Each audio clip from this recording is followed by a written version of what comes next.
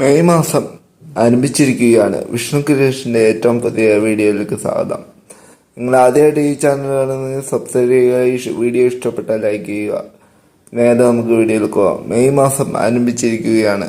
സംസ്ഥാനത്ത് പെൻഷൻ വിതരണം 62 ലക്ഷം വരുന്ന പൊതുജനത്തിന് ആരംഭിക്കുകയാണ്.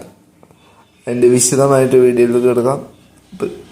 സംസ്ഥാനത്തെ വാർഷികകാല പെൻഷൻ, ഭിന്നശേഷി പെൻഷൻ, വിധവ പെൻഷൻ, അവിവാഹിത പെൻഷൻ എന്നീ സാമൂഹ്യക്ഷേമ പെൻഷനുകൾ സംസ്ഥാന ധനസഹായത്തിലൂടെ ക്ഷേമനിധി ബോർഡ് പെൻഷനുകളും സന്തോഷകരമായ ഒരു വാർത്തയാണ് പുറത്തേക്ക് വരുന്നത്. 32 ലക്ഷം വരുന്ന ജനങ്ങൾക്ക് പെൻഷൻ വാങ്ങുന്ന ജനങ്ങൾക്ക് ഒരു മാസത്തെ 1600 മാത്രമല്ല, കുടിശ്ശിക തുക 1600 രൂപ, 3200 രൂപ ഈ മാസം വിതരണം ഉണ്ടാകും.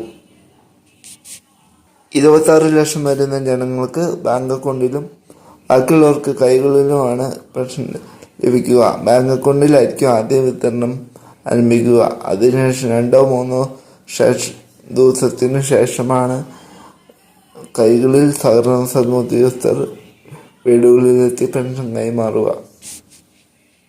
സംസ്ഥാനത്ത് 3 മാസത്തെ കുടിശ്ശികയാണ് പെൻഷനാണ് കുടിശ്ശികയായി ശേഷിക്കുന്നത്. അതിൽ ഒരു ഗഡുവാണ് ഇപ്പോൾ വിതരണം ചെയ്യുന്നത്.